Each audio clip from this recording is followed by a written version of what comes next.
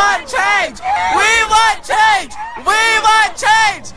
Thousands of students across the country are demanding change while remembering those killed 1 month ago. Good evening, I'm Heather Herron. And I'm Brett Thomas. Students from nearly a dozen schools in our area walked out of class or held special events honoring the 17 students and teachers who were shot in Florida. We have team coverage for you tonight. News Channel 15's Sarah Schaefer was at a walkout and Chris Darby was at a walk-in.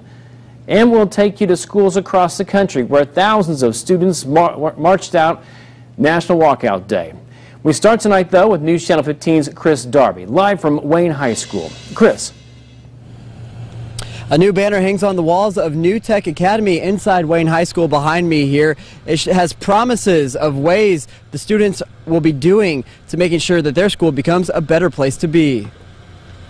My pledge was to call 17 lawmakers and voice my opinion on the gun laws. I wrote to write 17 letters to our legislators by the end of the month. From contacting lawmakers to listening to someone who needs an ear and even meeting someone new.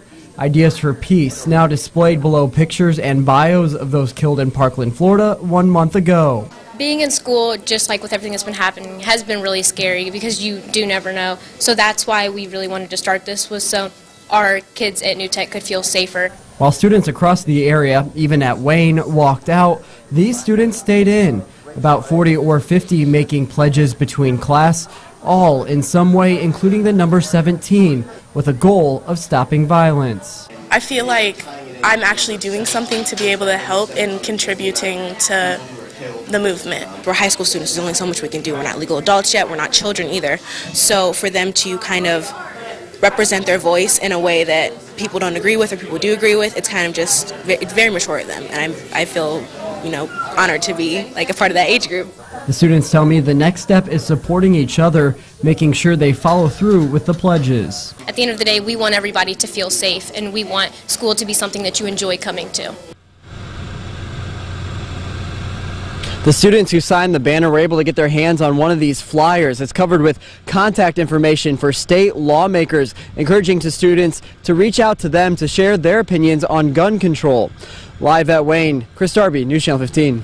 Several school districts in the area said that they couldn't support the walkout and gave students alternatives. Students at Snyder were told they'd be punished, but some chose to walk out anyway. They gathered around the flagpole, some of the students wearing orange to protest gun violence. Northwest and Southwest Allen County schools also warned its students who walked out they could face disciplinary action. But other districts helped their students organize their walkouts. And News Channel 15's Sarah Schaefer continues our team coverage this evening live at Concordia Lutheran High School. Sarah.